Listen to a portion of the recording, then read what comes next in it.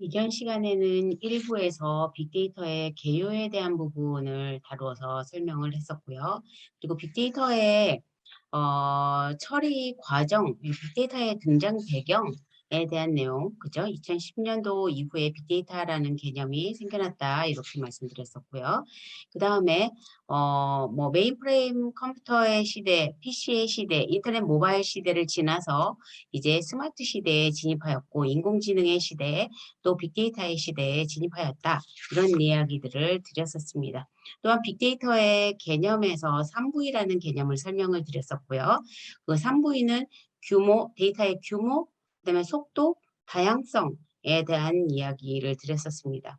그 외에 그 5V를 이야기하면 그 정확성이랑 가치가 추가가 된다. 뭐 이런 이야기를 드렸었고요. 그 다음에 빅데이터는 데이터의 유형이 크게 정형 데이터와 비정형 데이터로 나눠진다는 이야기를 했었고요. 지금 2.0, 웹 2.0 시대 이후에는 비정형 데이터들이 기하급수적으로 늘어나고 있다. 그런 이야기들도 드렸었습니다.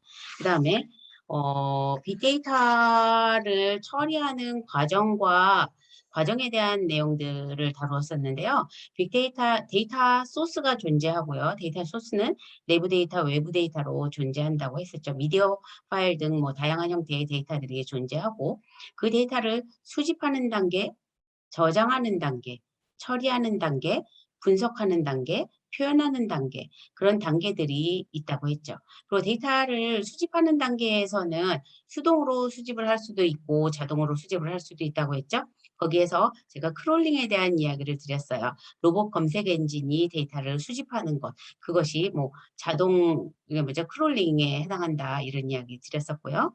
그다음에 저장하는 방법도 이게 정형 데이터, 비정형 데이터에 따라서 저장하는 방식이 조금 달라지겠죠. 그리고 처리하는 부분들에 대한 이야기, 즉 뭐 분산 처리한 뒤에 그것을 모아서 일괄 처리한다든가 그런 이야기들을 드렸었고요. 그 분석에 대한 부분은 맵리듀스에 대해서 잠깐 언급을 드렸었습니다. 그리고 표현하는 부분은 뭔가요?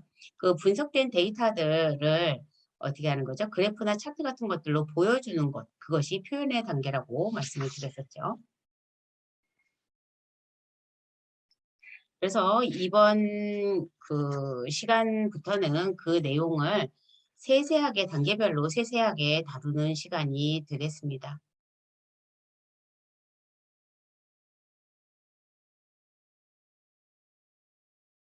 자, 여러분, 지난 시간에 이어서 어, 부교재 2부 빅데이터 컴퓨팅 기술, 그중에서 빅데이터 수집 및 통합 기술에 대한 부분을 어, 이야기해 보도록 하겠습니다.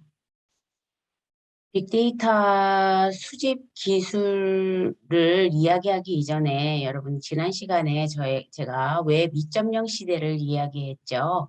웹 2.0 시대는 SNS의 대두 또는 뭐 이런 상황들의 변화에 따라서 기존의 정형화된 데이터들만 있었던 시대와는 대비되게 또 비정형 데이터들이 생겨나기 시작했다고 이야기 드렸죠. 비정형 데이터는 어떤 것들을 말한다고 했나요? 뭐 사진이나 여러분들이 유튜브를 작성을 하면 뭐 유튜브 영상 같은 것들, 그다음에 뭐 그 어디 있죠? 그 대통령 뭐 신문고 같은 것들, 그런 것들의 기능에 참여를 하잖아요. 그곳에서 생겨난 데이터들, 뭐 사진 자료 또는 음원 자료 같은 것들, 그런 것들도 모두 다 비정형 데이터에 속한다고 말씀을 드렸죠. 그 비정형 데이터들을 처리하기 위해서 빅데이터 처리하는 것이 필요해진 것이죠. 그래서 그 수많은 데이터들을 처리를 해야 되는데 기존에는 정형 데이터들은 보통은 대형 컴퓨터 시스템, 슈퍼컴퓨터 이런 것들이 그 정형 데이터를 처리를 했었어요. 그런데 데이터를 처리하는 처리 비용들이 많이 들기 때문에 많이 드는데 빅데이터 같은 경우, 즉 뭐 예를 들어서 SNS에서 생성된 그런 데이터들 같은 경우에는 그 제가 쓰레기 비율이 많다고 그랬잖아요. 그러니까 즉 가비지 비율이 높기 때문에 데이터가 모든 데이터들이 SNS에서 생성한 데이터들이 모두 다 뭐 중요한 정보 데이터가 아닐 수도 있고 가비지 데이터일 수가 있는 거죠. 그렇기 때문에 그렇게 수많은 쏟아져 나오는 수많은 데이터들을 처리하기 위해서 기존의 뭐 슈퍼컴퓨터나 고용량 뭐 고사양 컴퓨터를 사용을 해서 데이터를 분석하기에는 너무나 많은 비용들이 들게 드는 것이죠. 그리고 또 효율성이 상대적으로 떨어지기 때문에 그래서 고민을 하던 중에 어, 컴퓨터들, 작은 컴퓨터들 있죠. 그 보통 일반적인 뭐 PC 수준의 컴퓨터들, 저렴한 컴퓨터들을 수천 대를 묶어서 분산 처리를 하면 비용이 훨씬 더 적게 들기 때문에 그것에 착안해서 만들어진 것이 바로 하둡이라는 시스템입니다. 그래서 여기 하둡 시스템이 보이시는데요. 이 하둡 시스템은 결국에는 빅데이터 처리를 위해서 태어난 분산 시스템이라고 보시면 됩니다. 이 분산 시스템이라는 것은 방금 전에도 말씀드렸듯이 수천 대의 컴퓨터가 연결이 되어 있고 그 각각의 컴퓨터에는 메모리와 CPU 등이 존재하죠. 그래서 그 각각의 컴퓨터들을 이용을 해서 거대한 데이터를 쪼개서 나누어서 각각 처리를 하고 다시 한데 모아서 일괄 처리하는 방식으로 되어 있는 것이 바로 분산 시스템이라고 보실 수 있습니다. 그래서 대용량 파일을 처리하는 기술이 하둡이라고 하둡 시스템이라고 보시면 되는 것이고요. 그래서 이 하둡 시스템을 이용을 해서 페이스북 같은 경우에는 이 하둡 시스템을 이용을 해서 그들의 일부의 데이터, 즉 뭐 사진 데이터 같은 것들을 처리를 하고 분산 처리를 하고 그리고 나서 우리가 뭐 클릭할 때 실시간으로 데이터들이 이렇게 보여지게 되잖아요. 뭐 여러분들이 뭐 데이터를 페이스북에다가 영상 자료를 올린다거나 사진 자료를 올렸을 때 그 데이터량이 엄청 많기 때문에 그 데이터를 처리해 줄 수 있는 시스템이 필요한 것이죠. 그래서 이 하둡 시스템을 이용을 해서 데이터들을 실시간으로 처리를 하고 또 여러분들이 클릭했을 때 실시간으로 보여주기도 하고 그렇게 되는 것입니다. 그래서 이 하둡 시스템 같은 경우는 데이터를 쉽고 빠르게 처리할 수 있는 그런 특징을 가지고 있어서 수많은 사람들에게 또 사랑받게 되었고, 그래서 빅데이터를 처리할 때에 주요 시스템으로 자리 잡게 된 것입니다. 그래서 이 하둡 시스템의 구성 요소를 살펴보게 되면 HDFS라고 해서 하둡 파일 시스템이 존재하고요. 얘는 분산 파일 시스템이에요. 그리고 HBase라고 해서 하둡 데이터베이스 시스템이 존재를 하는 것입니다. 그 다음에 그 데이터 수집한 것들을 분석하고 처리하는 것들은 또 맵리듀스라는 시스템을 통해서 처리가 되게 되는데요. 여러분들 그 하드 파일 시스템 같은 경우에 분산 파일 시스템이라고 말씀드렸잖아요. 분산 파일 시스템이라는 것은 무엇이냐면 예를 들어서 서버 1, 서버 2 또는 뭐 서버 3 여러 개의 서버가 존재하고 그곳에는 특정 폴더들이 존재하게 되는 것이고요. 그 폴더들을 각각을 공유를 했잖아요. 만약에 서버 1에서 A라는 폴더를 공유하고 서버 2에서 B라는 폴더를 공유하고 뭐 서버 3에서 C라는 폴더를 이렇게 공유를 할 수가 있는데 여러 서버에 존재하는 공유된 폴더들을 한데 모아서 한 디렉토리 안에 마치 가상으로 한 디렉토리 안에 존재하는 것처럼 보여지게 하는 것. 그렇게 해서 만약에 누군가가 특정한 파일을 보고 싶을 때에는 이렇게 모여져 있는 폴더들을 보게 되는 것이고, 그곳 안에서 여러 가지 파일들을 뭐 작성하고, 업로드하고, 다운로드하고, 그렇게 진행이 되는 것이고요. 사용자들은 이 파일들이 다른 서버에 각각 존재한다고는 생각하지 않고 그냥 보여지는 대로 하나의 폴더 안에 존재하기 때문에 그렇게 사용이 되어지는 것입니다. 그것을 분산 파일 시스템이라고 부릅니다.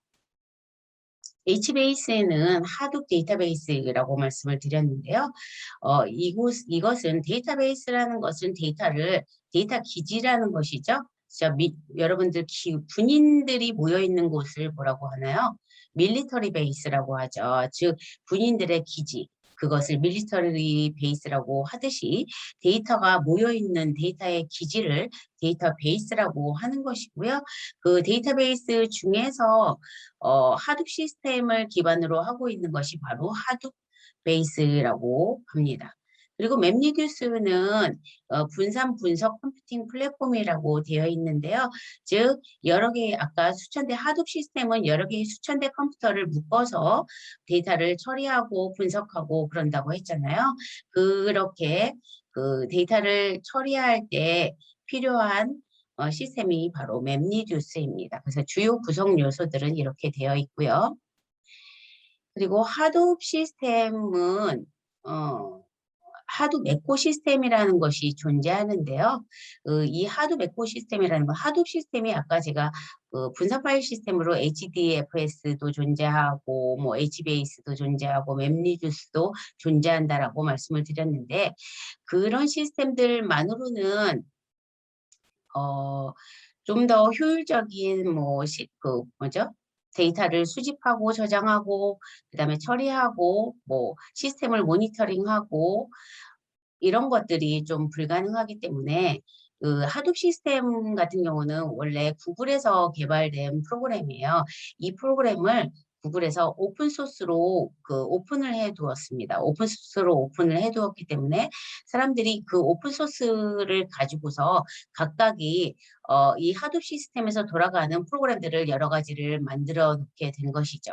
그 오픈소스 기반으로 해서 만들어진 프로그램들이 존재하는데 그 프로그램들은 각각 뭐 데이터를 수집하는 프로그램이라든가 또는 데이터를 저장하는 프로그램들이라든가 또는 데이터를 처리하는 프로그램 또는 하둡 시스템을 모니터링하는 프로그램들도 존재하고요.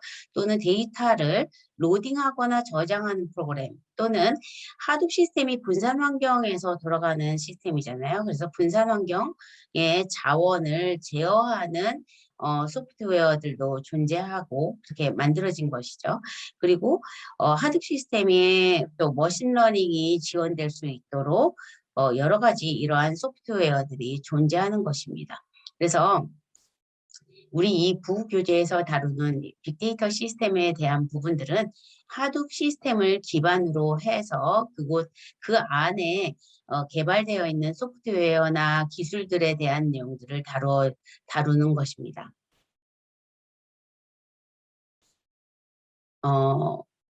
자, 빅데이터 수집의 수집 기술이나 통합 기술에 대한 내용들을 살펴보면요. 여기 플럼이나 척과 스크라이브 이런 프로그램들은 로그 데이터를 수집하는 소프트웨어라고 보시면 되겠습니다. 그리고 여기 스쿱이라는 소프트웨어가 보이시죠? 이 스쿱이라는 소프트웨어는 관계형 데이터베이스 RDBMS와 NoSQL 간의 데이터를 연동하는 소프트웨어다 이렇게 되어 있는데요. 이 내용은 여기 뒤에 부분에 가서 좀 더 자세하게 다뤄보도록 하겠습니다. 또한 이 카프카라는 소프트웨어가 있습니다. 카프카라는 소프트웨어는 메시지를 전송하고 또는 메시지를 수집하고 온라인상에서 발생하는 메시지들이 있죠. 그 메시지들을 수집하거나 뭐 전송하는 그런 역할들을 하는 것이 바로 카프카 시스템이고요. 그다음에 오픈 리파인이라는 소프트웨어는 데이터를 정제하는 툴입니다. 데이터를 정제한다는 것은 뭐냐면 기존의 비정형화된 데이터들은 데이터량이 많고 또 가비지 비율이 높다고 아까 말씀드렸잖아요. 그래서 그 가비지 비율을 제거하고 뭐 이런 것들이 바로 데이터 정제에 해당하겠습니다. 그다음에 제이슨, 비슨 이렇게 나와 있는데요. 제이슨은 데이터를 정형화하는 방식의 기술이에요. 비슨도 데이터를 정형화하는 기술인데 제이슨을 바이너리 형태로 표현한 방식이 바로 비슨에 해당합니다. 그다음에 스리프트라는 소프트웨어는 비정형 데이터를 정형화하는 소프트웨어에 해당하고요. 그다음에 프로토콜 버퍼스라는 것은 이제 구글에서 개발한 기술이라고 볼 수 있는데요. 즉, 그 데이터를 직렬화하는 소프트웨어이고요. 그래서 직렬화 라이브러리를 제공을 합니다. 직렬화에 대한 부분들은 또 뒷부분에서 설명을 또 드리도록 하겠습니다. 에이브로 소프트웨어는 아파치에서 개발한 소프트웨어이고요. 이기종 간의 데이터를 교환하는 데 중점을 둔 소프트웨어입니다. 즉, 뭐 예를 들면 여러 가지 언어들도 존재하고, 그다음에 이기종 시스템이라는 것은 뭐 예를 들면 뭐 리눅스 시스템도 있을 수 있고, 윈도우 시스템도 있을 수 있고, 그런 여러 가지 종류의 시스템들이 존재하는데요. 서로 데이터를 교환하고 주고받을 때에 특정 툴이 필요한데 그 중간 매개자 역할을 할 수 있는 것이 바로 에이브로에 속한다고 보시면 되겠습니다. 그리고 RPC 기능을 제공한다고 이야기를 했는데요. 원격 제어가 가능하다는 것입니다. 이 프로그램을 통해서 뭐 이 프로그램을 원격 제어할 수 있다. 뭐 이런 의미이고요. 내용을 각각의 그 소프트웨어들 여기서 이야기 드린 소프트웨어들 중에서 뭐 100%를 다 하지는 않고요. 일부 소프트웨어를 뽑아서 각각을 자세하게 좀 더 자세하게 살펴보겠습니다. 자, 빅데이터 수집 소프트웨어에 대한 내용인데요. 수집 소프트웨어 중에서 플럼, 척과, 스크라이브 요 세 개는 제가 방금 전에도 말씀드렸듯이 로그를 수집하는 프로그램들에 속한다고 말씀을 드렸습니다. 그리고 또한 스쿱, 제이슨, R, 파이썬 이런 프로그램들이 있는데요. 여기 중에서 여기에 있는 이제 모든 소프트웨어들은 데이터를 수집하는 소프트웨어나 기술이라고 말씀을 드렸는데 그 중에서 아까 좀 전에 말씀드렸듯이 스쿱이라는 것은 뭔가요? 관계형 데이터베이스와 NoSQL 간의 데이터를 교환할 수 있도록 중간 매개자 역할을 하는 것이 바로 스쿱입니다. 또한 제이슨은 뭔가요? 데이터를 정형화하는 소프트웨어라고 말씀을 드렸죠. 그 다음에 R이나 파이썬 같은 경우에는 빅데이터를 처리하는 프로그램들로 각광을 받고 있는 소프트웨어들입니다. 그래서 R 같은 경우 요 아래서 또 자세하게 설명을 드릴 텐데요. 예, R이나 파이썬 등은 요즘에 이제 그 데이터 과학자들이 많이 사용하는 소프트웨어라고 보시면 되겠습니다. 우선 플럼을 좀 더 자세하게 살펴보면요. 플럼은 외부 데이터인 로그 데이터를 수집하는 소프트웨어입니다. 그리고 이 플럼은 구성 요소가 어떻게 되어 있냐면 크게 소스, 싱크, 채널로 이루어져 있습니다. 소스는 즉 만약에 예를 들어 특정 서버의 로그 데이터를 수집한다 하면은 그 서버에 깔려 있는 소프트웨어가 바로 소스에 해당하는 것이고요. 그 다음에 싱크는 이 데이터를 수집해서 데이터 목적지에 설치되어 있는 에이전트를 싱크라고 하는 것이고요. 소스와 싱크를 연결해주는 역할을 하는 것, 파이프라인 역할 같은 것들을 하는 것이 바로 채널에 속하겠습니다. 그래서 예를 들면 데이터를 소스를 수집하는 뭐 서버, 그 데이터가 발생하는 서버가 존재하는 것이고 그곳에 설치된 것을 소스라고 부르는 것이고요. 그 다음에 그 데이터를 목적지로 가지고 와야 되겠죠. 그 가져올 그 대상이 되는 것이 바로 그 싱크에 해당하는 것이고 두 개를 연결해서 데이터를 주고받을 수 있도록 파이프라인 역할을 하는 것이 바로 채널에 속하는 것입니다. 플럼은 안정성이 높고 가용성이 높다고 합니다. 그다음에 척과는 로그 데이터 수집하는 프로그램이라고 말씀을 드렸죠. 그래서 로그 데이터를 수집하고 분석하고 출력하고 모니터링하는 시스템이고요. 그 척과 또한 하둡 시스템을 기반으로 해서 만들어진 소프트웨어라고 말씀드렸고요. 그다음에 데이터 여기 그 척과 시스템의 구성도를 한번 살펴보면요. 기존에 이제 그 특정 서버나 이런 시스템에서 외부의 시스템에서 스트리밍 데이터나 로그 데이터가 발생을 하게 되면 그 스트리밍 데이터나 로그 데이터가 에이전트 촉과 에이전트가 이 시스템에 촉과 에이전트가 설치되어 있고 이것을 통해서 데이터들을 각각의 그 스트리밍 데이터나 로그 데이터를 수집하게 되는 것이고요.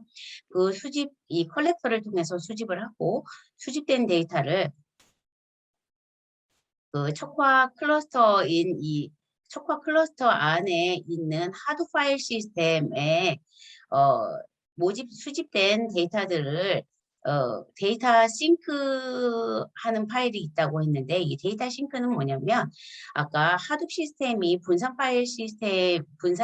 시스템이라고 했잖아요. 그래서 수천 대의 컴퓨터가 연결되어 있고 각각의 데이터를 커다란 데이터를 각각의 컴퓨터에게 쪼개서 각각 처리하라고 하고 다시 모아서 그 데이터들이 각각 만약에 예를 들어서 커다란 1테라짜리의 데이터가 각각 1기가씩 처리를 한다.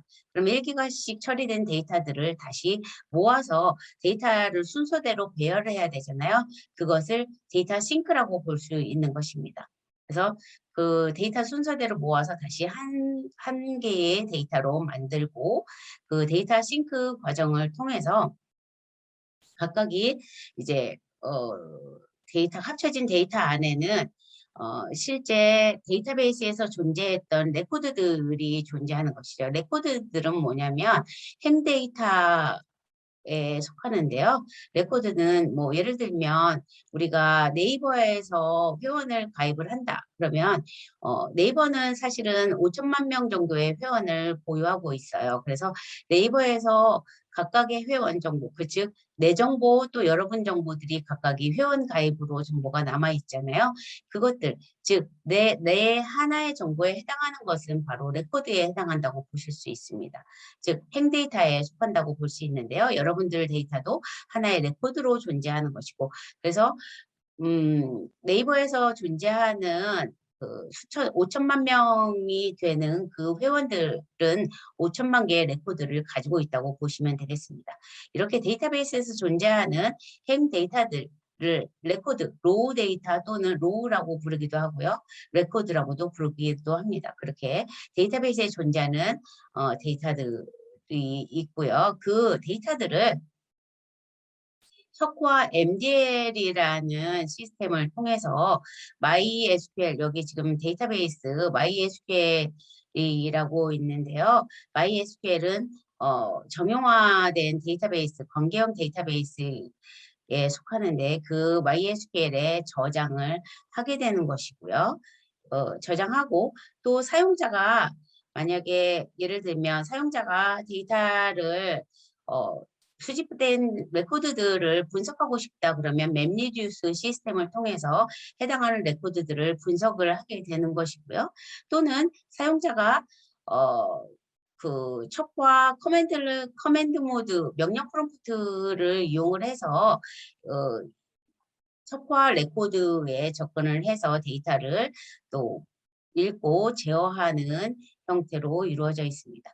그 다음에 사용자가 또는 웹에 있는 척과 웹 UI, 즉 유저 인터페이스를 통해서 웹사이트에 존재하는 버튼 같은 것들이죠. 그런 것들을 통해서 MySQL 데이터베이스에 접근할 수 있도록 또 가능하게 되어 있습니다.